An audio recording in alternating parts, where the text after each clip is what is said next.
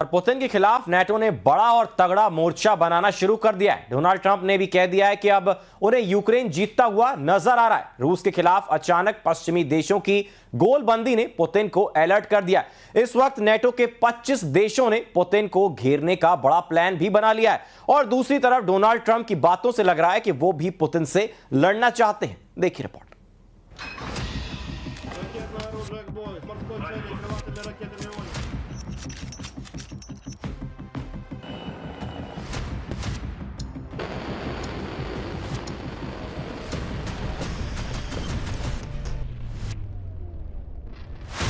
दो धमाकों ने रूस को हिलाकर रख दिया। दो धमाके, दो लोकेशन और रूस के साथ अब नेटो की सबसे बड़ी टक्कर नजर आ रही है। पहला धमाका रूस में राजधानी मॉस्को से 100 किलोमीटर पश्चिम में एक मालगाड़ी ट्रक से टकरा जाती है। धमाका बहुत बड़ा होता है। हादसा है, हमला है या कोई साजिश?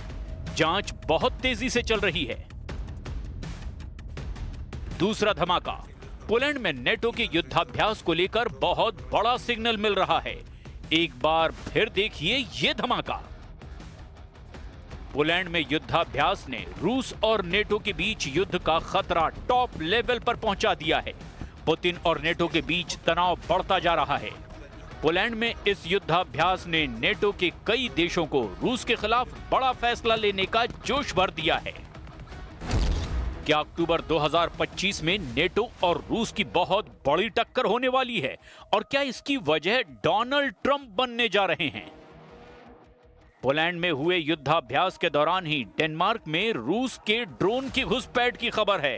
हालांकि रूस ने इससे इनकार किया है, लेकिन डेनमार्क में रेड अलर्ट है।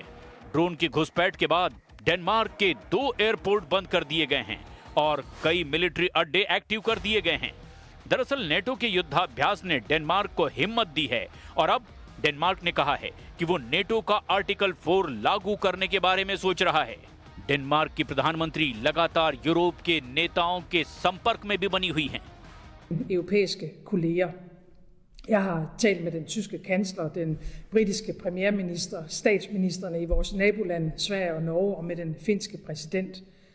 Ligesom jeg har været i tæt dialog med NATO's generalsekretær, og vi er nu fra dansk side i tæt dialog med NATO-allierede om, hvordan de i den aktuelle situation kan bistå Danmark, så vi kan beskytte. Denmark की प्रधानमंत्री ने कहा कि Norway, Poland और Romania के बाद अब उनका देश खतरे में है, क्योंकि इन 3 देशों में ड्रोन वाली घुसपैठ के बाद अब यही पैटर्न डेनमार्क में भी दोहराया गया है। मतलब साफ है कि रूस पूरे पूर्वी यूरोप को दबाव में लाना चाहता है। नेटो के अंदर आर्टिकल 4 के साथ ही आर्टिकल 5 पर भी बात होने लगी है। नेटो का आर्टिकल 4 कहता है कि अगर कोई सदस्य खतरा महसूस करता है तो उस पर चर्चा के लिए बैठक बुलाई जा सकती है। नेटो का आर्टिकल 5 कहता है कि अगर ग्रुप के एक सदस्य पर भी हमला होता है तो सभी देशों पर हमला माना जाएगा। ऐसे में सभी को सामूहिक रक्षा के लिए कार्रवाई भी करनी होगी। So we've seen, for example, Article 4 invoked twice in the past month. Once by Poland, after we saw like a large number of drones enter its airspace from Russia. Russian drones enter its airspace. And then we've seen it invoked again later in September by Estonia after Russian jets entered its airspace. NATO में हुई इस हरकत के बीच America से आई एक बड़ी खबर ने रूस में पैनिक मचा दिया है। डोनाल्ड ट्रंप के रक्षा मंत्री पीट हेग्सेथ ने सैकड़ों अमेरिकी जनरलों और कमांडरों को तलब किया है।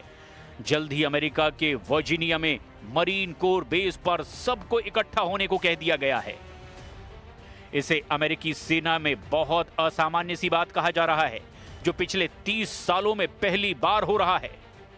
सवाल ऐसे में उठ रहा है कि क्या अमेरिका एक बड़े युद्ध में शामिल होने की तैयारी कर रहा है?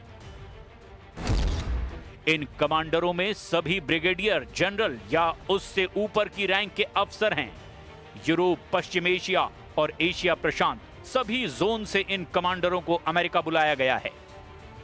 अब सवाल यह है कि डोनाल्ड ट्रंप और उनकी वॉर टीम किसके खिलाफ सबसे बड़े युद्ध की तैयारी कर रही है, क्योंकि दुनिया में कई वॉर जोन एक्टिव हैं और डोनाल्ड ट्रंप को महसूस हो रहा है कि अब उन्हें वॉर जोन में उतरना ही होगा। क्या डोनाल्ड ट्रंप रूस के खिलाफ युद्ध लड़ेंगे? क्या ईरान के खिलाफ सेना उतारेंगे? क्या यमन के टुकड़े टुकड़े कर देगा अमेरिका? या फिर चीन के खिलाफ बड़ा मोर्चा खोलने जा रहे हैं डोनाल्ड ट्रंप?